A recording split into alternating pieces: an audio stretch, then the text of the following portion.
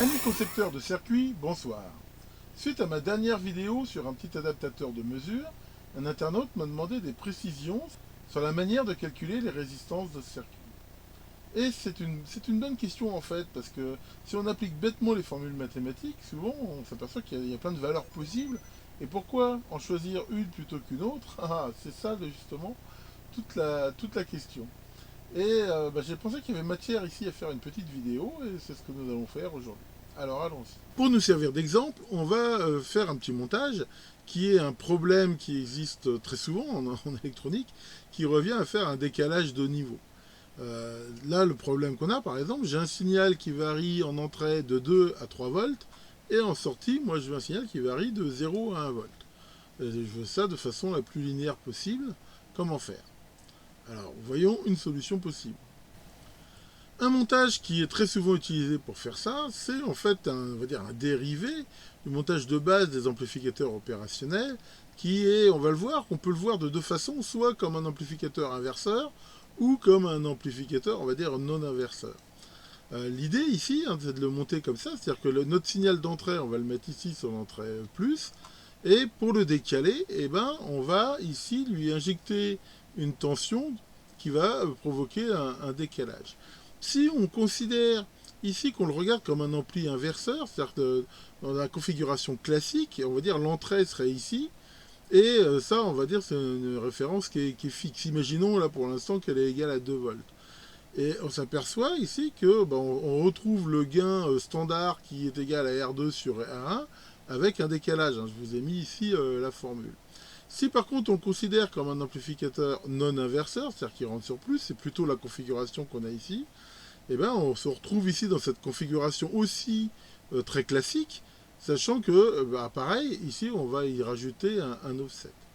Ce qui est intéressant si on le regarde de cette façon-là, c'est que un amplificateur non inverseur, mais comme ça, le gain, il est égal à 1 plus le rapport ici des deux résistances. Ce qui fait qu'il ne peut pas tellement être inférieur à 1 déjà. Et même si on veut qu'il soit, on va dire, inférieur à 2, dans notre application, ça va poser quelques problèmes. Donc ici, le prix à payer un peu d'utiliser ce montage, c'est qu'on va avoir un gain ici par rapport à l'entrée inverseur de 2, c'est-à-dire que les variations de tension ici, là on voit un exemple d'une variation de 2 à 3 volts dans une variation de 1 volt, feront ressortir une variation de 0 à 2 volts. Non, abondance de biens ne nuit pas. Ici, c'est pas très grave. Si on veut 0 à 1 volt, c'est pas du tout gênant. Il suffit de mettre un diviseur. Enfin, il y a plein de façons. C'est toujours très facile de diminuer la tension. C'est bien plus facile que de l'augmenter. Donc ici, on va partir ici sur ce schéma. On va rester sur le 0,2 volts en sortie. Et voire même, d'ailleurs, si on voulait même avoir une variation plus importante, on pourrait, au contraire, en jouant ici sur le rapport des résistances, avoir en même temps du décalage et une amplification ici plus importante. Bon, dans toute cette vidéo, on ne va pas du tout parler de l'alimentation et tout ça des amplis.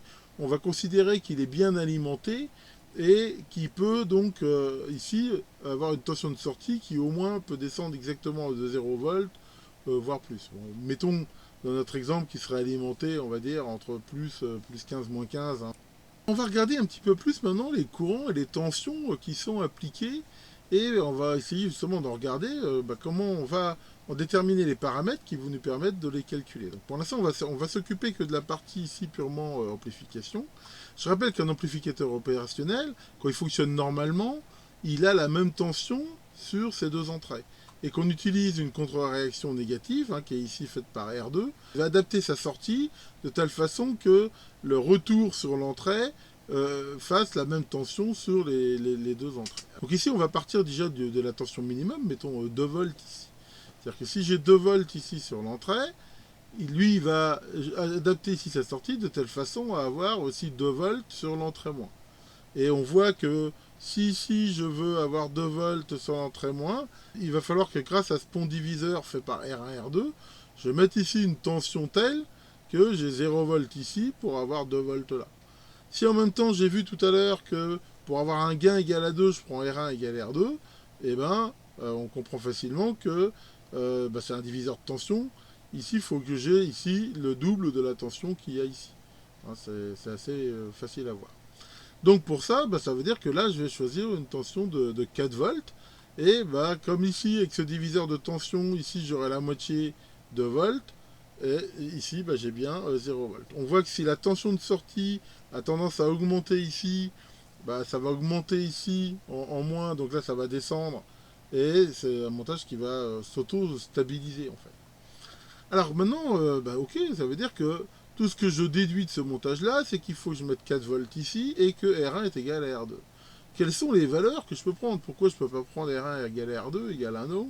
Pourquoi pas prendre 0 ohm? Pourquoi pas prendre 10 000 mégohms? Alors, on va regarder justement un petit peu déjà quelles sont les valeurs possibles, raisonnables de R1 et R2. Si on va raisonner sur un ampli qui serait le TL082. Sur un ampli up normal, déjà, il n'y a aucun courant qui passe dans les entrées. Enfin, on considère qu'il a une impédance d'entrée infinie, mais dans la réalité, c'est pas vrai.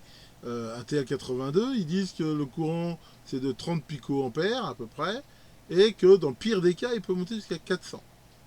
Bon, et en même temps, un ampli up comme ça, il ne peut pas fournir un courant très très important. Or, on voit bien que dans ce pont diviseur-là, il va falloir faire passer un courant, et que ce courant, bah, il va passer en grande partie à l'intérieur de cet ampli. Donc là, on voit aussi qu'un TL82, il peut alimenter sous 5 volts, hein, par exemple, fournir les 5 mA. Bon. Si on regarde un petit peu les courants, ici je les ai mis avec des flèches. Hein, donc là, le courant qui passe à l'intérieur du pont diviseur ici, je l'ai appelé I pour CR, pour contre-réaction. Donc on voit que c'est un courant, c'est-à-dire si on prend le sens qui va du plus vers le moins, bah de 4 volts ici, il va circuler. Et ici, dans mon exemple, là, au repos, j'ai 0 volts, donc il va circuler comme ça.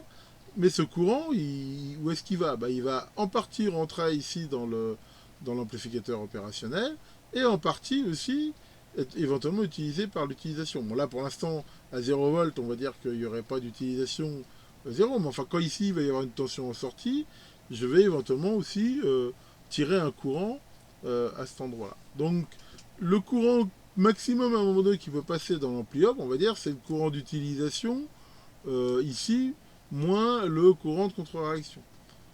Bon, on va simplifier quelque part, mais enfin, on va dire, en gros, tout ça, il ne faut pas que ça dépasse 5 mA. Donc si, ici, par exemple, pour R1 et R2, je voulais mettre 1 ohm, bah, on voit qu'il faut avoir 2 volts aux bornes. Si on prend la loi d'Ohm, hein, U égale RI, ça veut dire que R, c'est U divisé par I, 2 divisé par 1, d'accord? Donc ça fait 2 ohms, en effet. Enfin, 1 ampère, ça ne marchera pas du tout, parce que l'ampli, il n'est pas capable de fournir ça. La première étape pour calculer les résistances, justement, ça va être de faire le choix du courant ici de contre-réaction. Alors, c'est quoi ça, la plus petite valeur qu'il peut prendre? Le courant ici qui rentre dans l'ampli up, on va dire que c'est un courant parasite, quelque part, il va nous gêner un petit peu. Donc, on va s'arranger pour qu'il soit très petit par rapport au courant ici qui passe dans la contre-réaction. Alors, la règle ici, c'est de prendre généralement, on va dire, de 10 à 100 fois, hein, selon les montages, le courant ici d'entrée. Bon, ici, en même temps, j'ai pris une très grosse marge parce que un TL82, je dis dans le maximum des cas 400 picoampères, donc x 100, 40 microampères. En fait, il y a des grandes chances qu'on pourrait prendre moins. L'idée ici, c'est aussi de se dire, je peux éventuellement mettre d'autres modèles d'ampli up comme un 741, un truc comme ça, qui a quand même des courants d'entrée plus importants. Donc, je prends quand même une fourchette qui est assez haute. Mais donc, il y a ici ce truc-là. Alors, il y a un autre point qu'il faut regarder aussi, c'est que plus ici, on va avoir des courants faibles, plus on va être sensible aux parasites. Alors, c'est pareil, c'est pas le but de la vidéo. Plus on a des points à haute impédance dans un circuit, plus on risque d'être sensible à des parasites électromagnétiques et ainsi de suite. Donc si je veux avoir quelque chose de stable, il faut quand même que j'essaye de limiter autant que possible les points avec trop haute impédance ou des points qui marchent avec des courants très faibles ici. Donc là, on va dire que en prenant ce truc-là, 40 microampères, c'est plutôt bien. Alors maintenant, quelle est la valeur la plus haute qu'on pourrait prendre pour ICR? Comme je l'ai dit tout à l'heure, faut pas dépasser ce que peut faire l'ampli. Donc on va dire qu'il peut faire 5 milli, je me réserve on va dire 3 milliampères d'utilisation. Donc dans le maximum, je pourrais mettre 2 milliampères. Non, c'est quand même beaucoup. Et pour l'instant, c'est pas forcément non plus très intéressant d'avoir un courant si haut. Ce qu'on peut voir ici quand même, c'est qu'on a une marge incroyable. On va dire, on voit que ça marche bien de 40 microampères à 2 milliampères. C'est quand même une sacrée dynamique. Qu'est-ce qu'on va choisir? Là, en fait, ça va dépendre de plusieurs choses. Si on n'a pas de raison particulière de prendre un courant fort, bah on peut rester sur un courant assez faible, d'autant plus que souvent les amplificateurs opérationnels, quand même, plus on va leur tirer de courant en sortie, bah, plus ils vont des fois avoir des petits défauts. Donc voilà, hein, on va prendre ici une valeur facile à calculer, hein, qui se laisse un peu de marge. Donc là, on va prendre 100 microampères. Maintenant qu'on a choisi ce courant, bah, le calcul ici, il est trivial. Hein, on va utiliser la loi d'Ohm qui relie le courant, la tension et la valeur d'une résistance, hein, qui est très célèbre. Et donc si on applique ça, bah, on voit que R1 est égal à R2, hein, on a expliqué pourquoi. Il faut 2 volts aux bornes des résistances avec 100 microampères, fait des résistances de 20K. Alors c'est des valeurs relativement courantes, mais si on prend la série E12, hein, j'ai fait une vidéo pour expliquer cette histoire de série, bah, la valeur la plus proche c'est 22 kΩ. Donc voilà, ici R1 et R2, on les a calculés, 22 kΩ. Pour finir, maintenant il faut calculer ici les résistances R3 et R4. Alors là, ce qu'on veut, c'est avoir une tension de 4 volts. Cette tension-là, donc on va partir de l'alimentation. Moi ici, j'ai pris 6 volts, ça pourrait être n'importe quelle autre valeur. Mais ici, on va se retrouver devant un pont diviseur. Alors on regarde, si on regarde aussi les courants qui passent, dans R3 bah, passe le courant de la contre-réaction plus le courant dans le pont. Et R4, lui, il n'y a que le courant du pont. Hein, je l'ai appelé ici IP. Alors c'est pareil, ici une bonne pratique qu'on veut faire ça. Le pont ici, on veut qu'il bouge le moins possible. Hein. J'ai aussi fait une vidéo là-dessus pour qu'il soit à plutôt faible impédance. Donc une règle de base, c'est de dire que le courant dans le pont doit être au moins 10 fois supérieur au courant qu'on tire dessus au niveau de la polarisation. Il va voir plus. Enfin ici, dans le cas ici, 10 fois c'est pas mal. Donc là, bah, j'avais 100 microampères ICR, donc x 10, bah, ça fait 1 milliampère. Et maintenant, bah, pareil, j'applique ici la loi d'Ohm en disant bah, par rapport à 6 volts, et je tombe sur les résistances de 2K et 4K pour R3 et R4.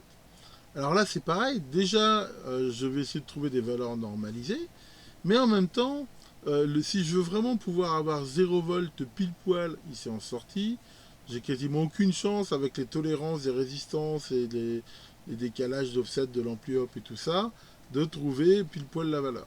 Donc là, il va falloir aussi faire un petit réglage.